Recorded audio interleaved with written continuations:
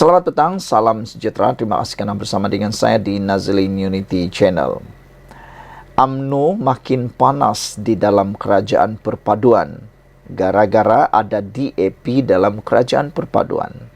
Persoalan besar ialah sampai bila mereka boleh bertahan, sampai bila persahabatan ataupun persefahaman antara DAP dan UMNO ini boleh dikekalkan atau dipertahankan. Sehingga kan ramai netizen, pemerhati politik dan pengikut politik bebas yang ada di Malaysia mula membuat jangkaan dan ramalan silap-silap hari bulan UMNO akan keluar daripada kerajaan perpaduan akibat daripada perseteruan dan pertembungan yang tidak dapat dielak bersama dengan DAP.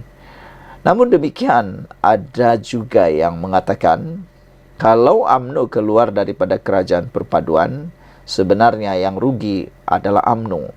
Dan ada juga kemungkinan menurut beberapa pemerhati politik bebas, ada kemungkinan sebenarnya Parti Bersatu sedang mengintai melihat ruang untuk masuk kerajaan perpaduan. Ingat, dalam politik tiada yang mustahil. Silap-silap hari bulan apabila UMNO menarik sokongan terhadap kerajaan perpaduan, Bersatulah yang akan menggantikan UMNO masuk menyokong kerajaan perpaduan. Ditambah lagi sekarang sudah terlalu ramai ahli Bersatu, ahli Parlimen Bersatu yang telah menyatakan sokongan penuh kepada Anwar Ibrahim. Jadi adakah dengan perseteruan baharu antara UMNO dengan DAP ini akan menyebabkan munculnya kemuncak perseteruan mereka? Ini apabila baru-baru ini seorang pemimpin DAP menyatakan berkaitan dengan pengisytiharan kampung yang mana diberikan cadangan oleh Menteri Perumahan dan Kerajaan Tempatan Ng Kor Meng. Ekoran itu pemuda UMNO menolak bincang dengan Ng Kor Meng, sebaliknya tawar pula ajar sejarah tanah Melayu kepada beliau. Ekoran kontroversi permohonan pengiktirafan dunia terhadap perkampungan masyarakat Cina, pemuda UMNO memberitahu mereka menawarkan pembelajaran sejarah buat menteri yang berkenan. Ketuanya Dr. Akmal Saleh berkata, pada dasarnya, sayap Parti UMNO itu tidak beranggapan perlu ada pertemuan di antara pihaknya dengan Menteri Perumahan dan Kerajaan Tempatan Ng Kor Meng. Tiada apa yang perlu dibincangkan lagi. Tiada keperluan untuk cadangan ini dan full stop, noktah, katanya.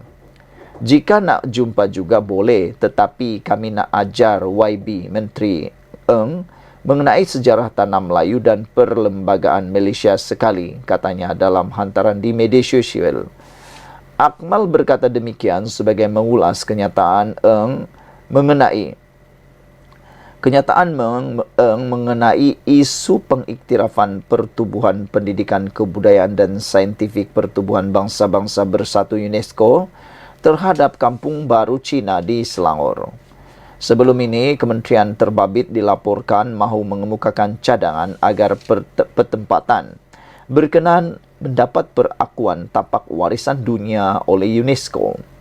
Bagaimanapun, langkah tersebut mendapat reaksi yang pelbagai dengan sesetengahnya menentang. Ia mendorong Ng menyatakan kesediaan untuk bertemu bagi menjelaskan isu tersebut. Kami menjemput mereka untuk bertemu supaya kita boleh berbincang dan memahami fakta supaya mereka tidak dipedaya oleh pembangkang, kata Ng, dipetik New Street Times. Kenyataan dibuat Akmal bagi pihak pemuda UMNO Malaysia itu adalah antara reaksi terbaru dibuat UMNO. Jika YB setuju, let's find a date. Mari cari satu tarikh yang sesuai, kata Akmal lagi. Sebelum ini, bantahan UMNO turut disuarakan Setiausaha Agung parti itu Ashraf Wajdi Dusuki. Presiden UMNO Ahmad Zahid Hamidi pula mendakwa cadangan dikemukakan Ng tidak pernah dibincangkan dengan UMNO. Adakah selepas ini ianya akan menjadi lebih panas? Apa kata seorang netizen di ruangan sabudin.com ini? Beliau memberikan komen, apa salahnya dengan cadangan Eng? Bukan salah pun. Kabinet boleh bincang jika mahu terima atau tidak. Pemuda UMNO kenalah cerdik sikit, jangan nampak macam budak-budakan, kata beliau. Sekian dulu untuk kali ini. Jangan lupa tinggalkan komen anda, tekan butang subscribe. Kita jumpa lagi. Bye-bye. Selamat petang, salam sejahtera. Terima kasih kerana bersama dengan saya di Nazlin Unity Channel. Kejutan terbesar kepada rakyat Malaysia hari ini ialah berkaitan dengan keadaan kesihatan Tun Mahathir Mohamad. Kritikalkah beliau atau bagaimana keadaan terkini beliau?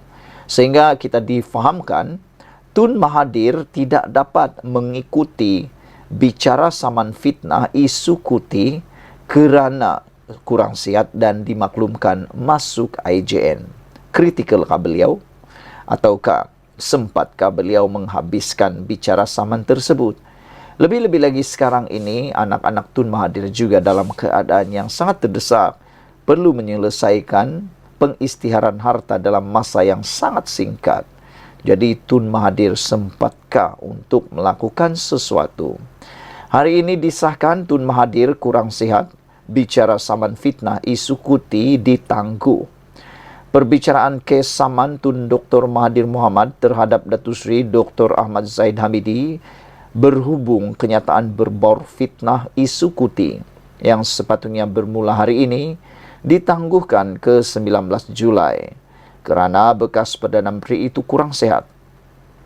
Perkara itu dimaklumkan Peguam Mior Nur Haidir Suhaimi yang mewakili Dr. Mahathir Mohamad yang kini berusia 99 tahun, setahun lagi dah mencecah 100 tahun, tapi masih lagi mempunyai keinginan untuk berpolitik, masuk campur dalam pentadbiran negara dan enggan pula berundur daripada politik, enggan pula berundur daripada masih sibuk tentang pentadbiran negara.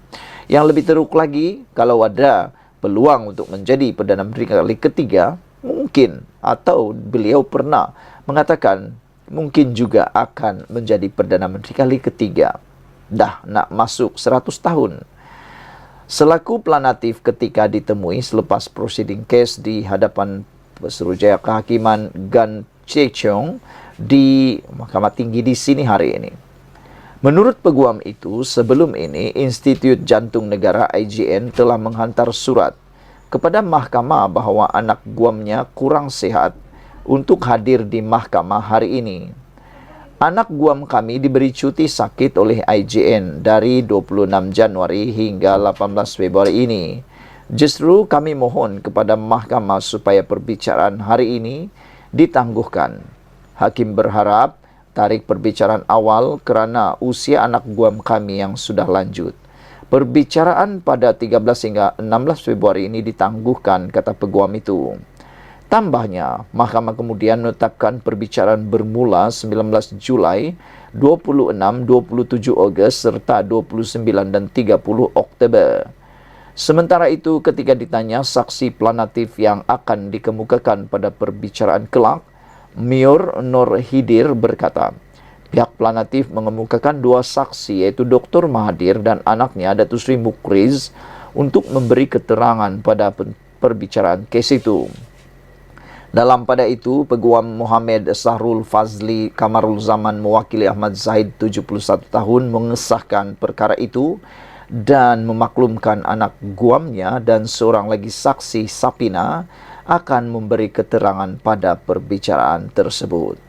Berdasarkan penyataan tuntutan yang difailkan pada 20 Julai 2022, Dr. Mahathir mendakwa Ahmad Zahid telah mengeluarkan kenyataan memfitnah terhadapnya semasa mesyuarat UMNO bahagian di Kelana Jaya pada 30 Julai 2017 dan kenyataan itu diterbitkan semula di YouTube Astro Awani dan beberapa portal berita dalam talian yang boleh diakses oleh pengguna internet tanpa sebarang sekatan. Dakwanya, kenyataan fitnah tersebut antaranya membawa maksud bahawa Mahathir bukan dilahirkan sebagai seorang Melayu atau Islam dengan nama asal yang didakwa sebagai Mahathir anak lelaki Iskandar Kuti. dan menggunakan orang Melayu semasa menjadi Perdana Menteri untuk mendapatkan keuntungan politik dan peribadinya selain memperkecilkan rakyat Malaysia berketurunan India Muslim. Dipetik daripada Cosmo Online. Saudara-saudara sekalian, kita berdoalah supaya Tun Mahathir sempat sembuh dan sehat semula untuk mengikuti perbicaraan ini. Sekian dulu untuk kali ini. Jangan lupa tinggalkan komen Anda, tekan butang subscribe. Kita jumpa lagi. Bye-bye.